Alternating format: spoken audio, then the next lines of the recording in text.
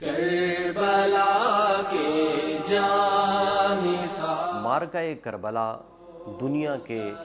ان چنیدہ معرکوں میں سے ہے کہ جس میں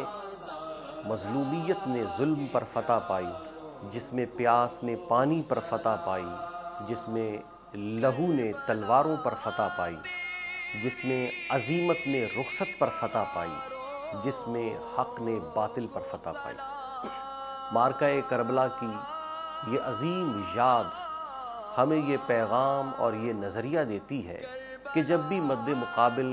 باطل قوت آ جائے تو یہ نہ دیکھا جائے کہ یہ قوت اقتدار کی قوت ہے، یہ نہ دیکھا جائے کہ یہ قوت جاہ و حشمت کی قوت ہے، اور یہ بھی نہ دیکھا جائے کہ مد مقابل باطل قوت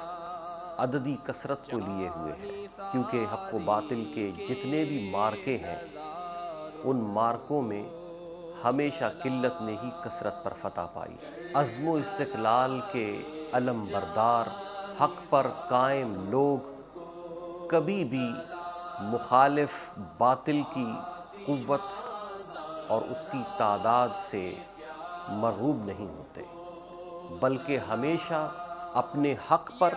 اور اس حق کا جس ذات کے ساتھ تعلق ہے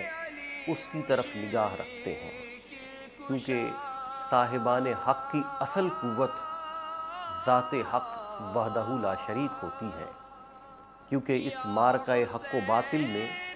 اہل حق کی اپنی ذات کی نفی ہوتی ہے کہ دیکھیے اس معرکہ کربلا میں حضرت امام حسین کی شہادت یہ ایک ایسے فرزند کی شہادت ہے کہ جن کے والد گرامی حضرت علی المرتضیٰ دشمن پر قابو پانے کے باوجود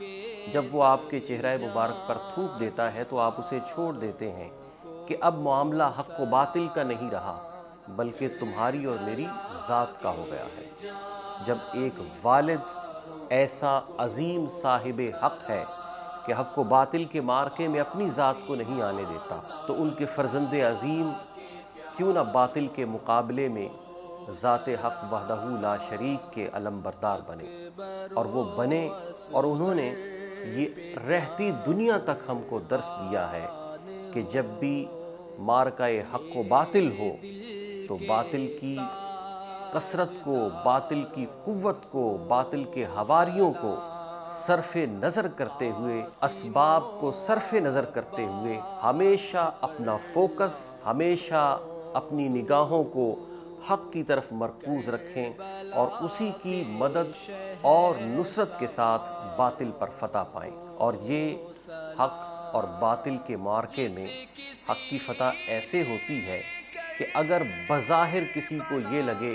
کہ وقتی طور پر باطل غالب آ گیا ہے، لیکن آنے والا وقت یہ ثابت کر دیتا ہے کہ یہ